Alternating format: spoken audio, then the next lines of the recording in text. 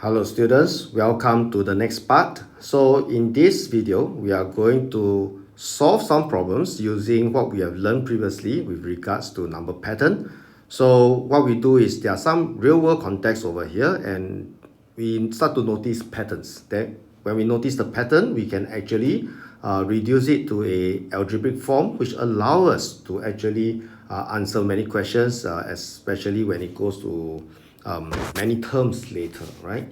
So what it means is this, okay, you can see that the number patterns can be derived, okay, using visual representation.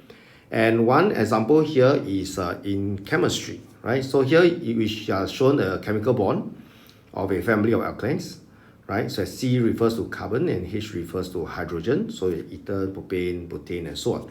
So they actually have a pattern, and we are tasked to actually sketch out what we think will happen in the next two figure.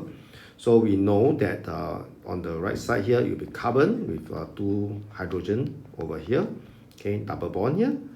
And then we have this, right, H. And then we have C, we have H here, and then another one, H, and the pattern actually continue to the next one, C, H, and we end up here, right? So this is how it looks like, okay? The next figure, well, I guess I need to draw it a little bit smaller, else I'll run out of space, right? So we have this situation, H, one copy of H here, then how many C's are there? How many carbon? This time round, we will have one more than the previous one, so 1, 2, 3, 4, 2, 3, 4, 5, right? And then the pattern continues. Okay, H, hydrogen. Okay, so this is how it looks like, right? So we can sketch them out. Then after that, answer the question, right? If you observe what happened, okay, if you look at what you have just drawn, you can count from there, or if you can see there's actually a certain number of patterns. So the number of carbon from each one is actually increased by 1, right? How about the hydrogen, right? So the hydrogen, it starts out with, let's see, starts out with 4 in the first pattern. Then after that, you have 1, 2, 3, 4, 5, 6, becomes 6, 1, 2, 3, 4, 5, 6, 7, 8, 8, right? So you can see that it increases by 2. So if you count, this will be 10, this will be 12. Okay, so the chemical formula, we can write down, this is C4H8, C5, C5H10, C6H12. So we want to generalize the pattern observed, right?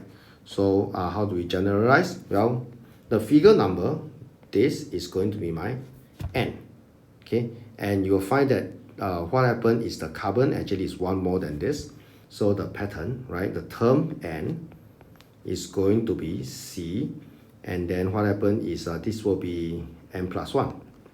How about the hydrogen? You find that the hydrogen is 2 times, right? So it's going to be 2N plus 2. So just by observation, I managed to get this, right? 2 times of N plus 1 is 2N plus 2. So if the member of the alkali has 15 carbon, right, how many hydrogens will it have? Well, the number of hydrogen is actually 2 times the number of carbon. So the answer over here will be 30, right? And the member of alkanes have 42 hydrogen. How many carbons are there? Well, there'll be half of that, 21. Okay. Well, with that, I hope you get a good sense, okay? So, of course, those are, what we are just look at is linear sequences. There are actually many other types of sequences over here.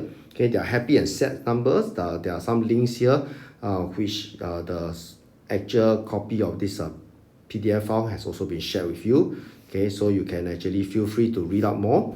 Okay, and then the Pascal triangle is another very popular one. There's a YouTube video for you to watch as well to learn more. Okay, as well as some other interesting sequences. Okay, so that's where we will pause the video, and I hope you learned something today, right? Have a nice day.